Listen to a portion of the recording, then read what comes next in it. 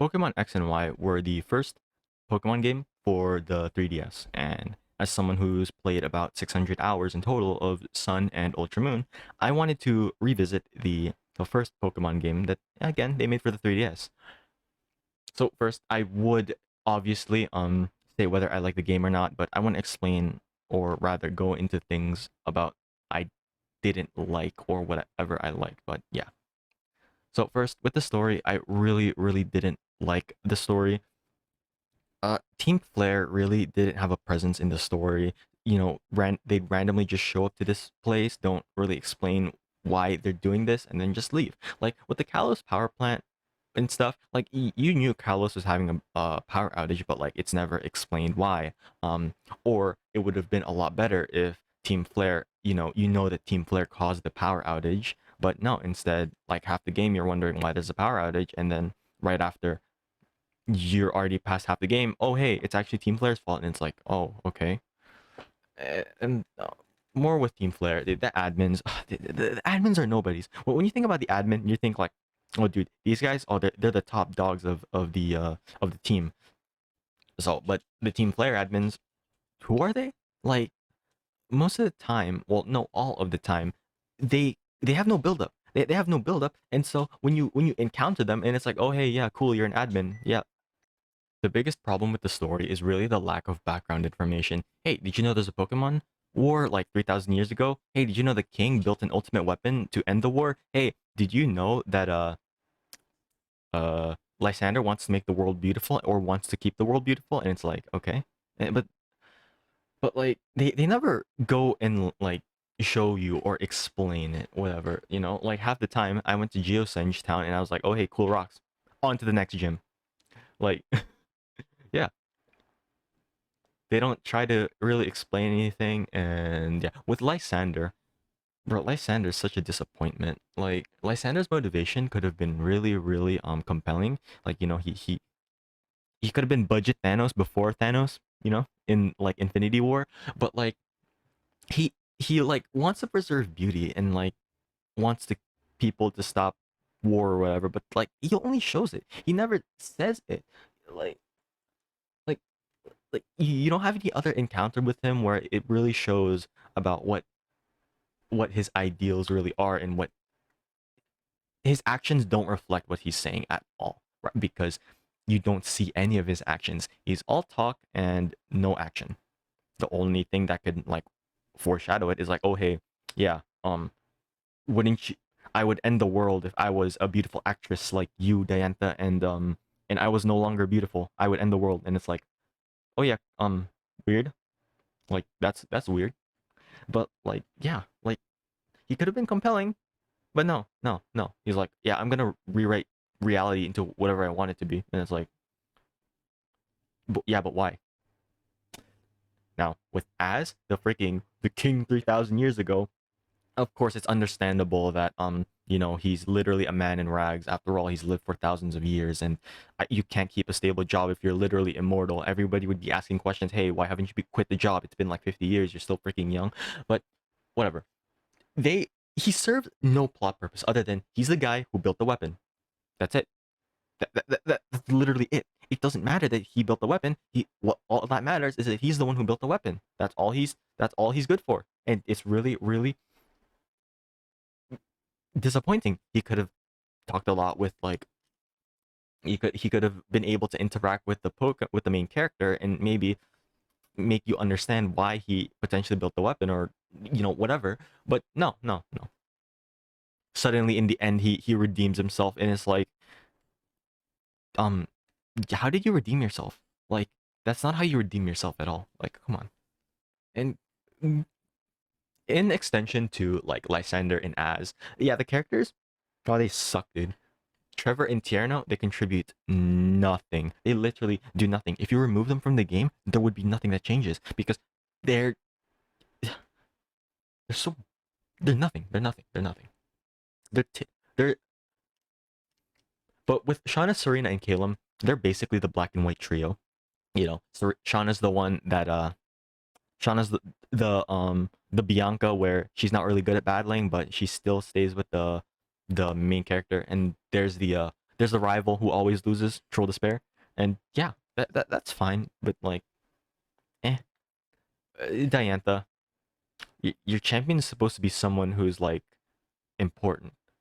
Diantha's just an actress, and the only thing that foreshadowed Diantha being champion is her saying, "I hope we can battle someday," and it's like people leave, and it's like okay.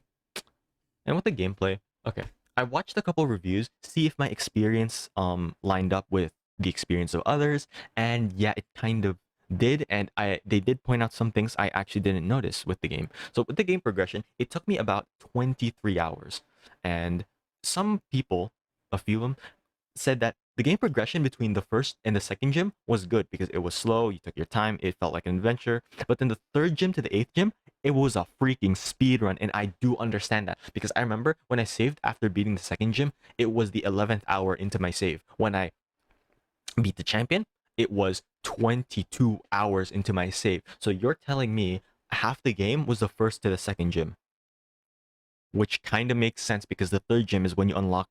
Wait, no, third gym is when you unlock. Oh wait, never mind, never mind. But yeah, and the game does nostalgia bait you a lot. Freaking, they give you a Kanto starter. There's a Snorlax sleeping on the bridge, and you have to go grab the flute to wake the Snorlax up. Lucario, huh? Where have I seen them before? It's like, come on, dude. Of course, I caught them. Like I caught Snorlax or whatever. I used Venusaur and I got Lucario. I used Lucario and I steamrolled through the entire game because yes, game. It sure is fair and balanced. You spam power up punch with adaptability on a Mega Lucario. Thanks, game. The only Gen 6 Pokemon I used were Greninja and Aegislash. I like Aegislash a lot. He's broken and he's busted. Greninja, I don't know. I felt like I always go with water. Oh no, surf, because it's still the game where you need an HM slave. So yeah, I needed a surf Pokemon. Now people say that they hate Mega Evolution because they introduced the constant gimmick of where they introduced this new battle mechanic like Z moves like Dynamax and Gigantamax and Mega Evolution. But honestly, Mega Evolution is fine. I I don't understand why people don't like Mega Evolution. Mega Evolution is fine. It allowed you to have stronger versions of the Pokemon that you like. For example, if you don't like Blastoise, hey, here's a freaking busted version of Blastoise. You like Venusaur? Hey, here's Mega Venusaur. Are you a normie who likes Charizard? Hey, here's two versions. Depending on which version, you get a certain Mega Evolution. And it's just like, bruh. And with the difficulty, I think the game was easy for the wrong reasons. Okay, the, a lot of the easiness of the game came from the fact that the Elite Four only had like four Pokemon, and gym leaders only had like three.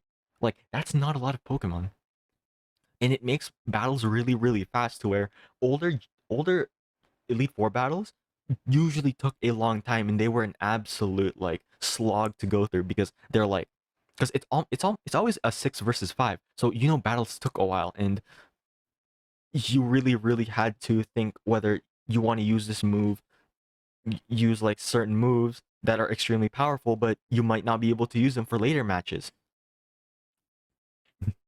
But no, you literally have a limited amount of Pokemon that you have to fight for the Elite Four.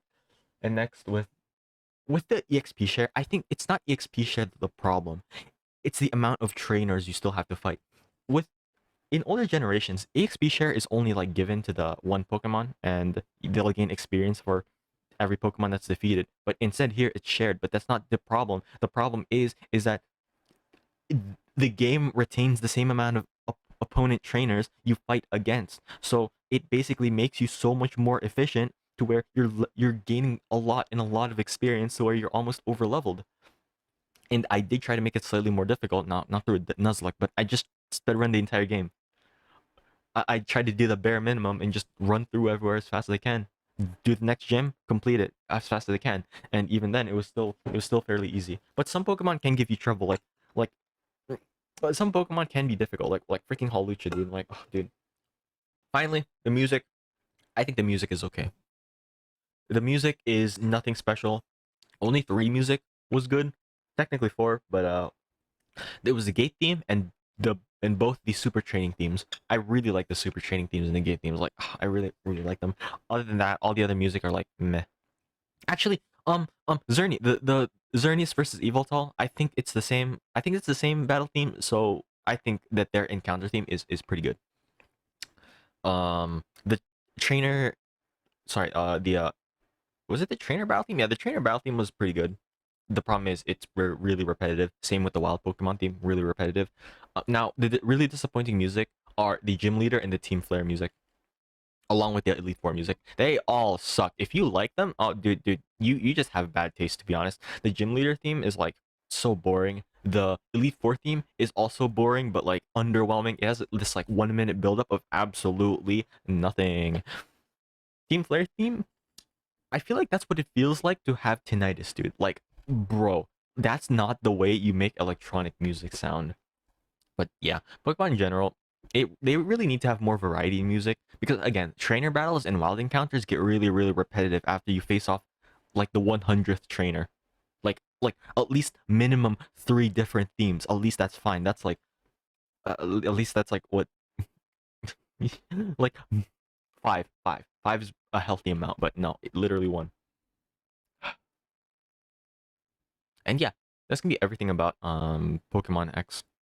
X was the version I played on, and yeah, I feel like the game is like surprisingly dated. Um, it really retains a lot of the things that Pokemon really should have fixed, like the Pokemon boxes where you want to transfer your Pokemon from your box to your team. Those are so painful. Why in 2013 do you have to press deposit, select the Pokemon you want to deposit, leave, and select the part that says withdraw? I People really dislike Gen 7, but Gen 7 really really gave a lot of quality of life improvements that I really really enjoy. Overall, do I like the game? No, I don't like the game. Like it. No. Not, it's not that I don't like it. It's that I don't think the game was good. Yeah, I don't think the game was good, but I did enjoy it.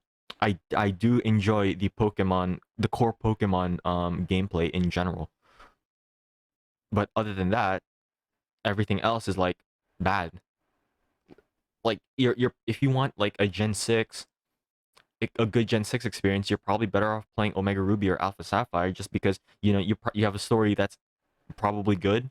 I guess Gen 3 was fairly good. I don't remember too much, but it wasn't awful. It wasn't as bad as freaking X and Y. But if you want a new like I guess a new story, although I literally just spoiled it, but whatever, it doesn't matter. It it doesn't matter. It's almost 10 years since the game released. 8 years. I don't care. But yeah, if you want a new story, I guess it's fine. You want a new region, sure. But other than that, I hopefully if you get the game, you get it at a really really good discount because it's not it's honestly like all Pokemon games are so expensive. But other than that, yeah, enjoyable because I like core gameplay. Not a good game. And yeah, if you've made it this far, thanks. I'll see you later.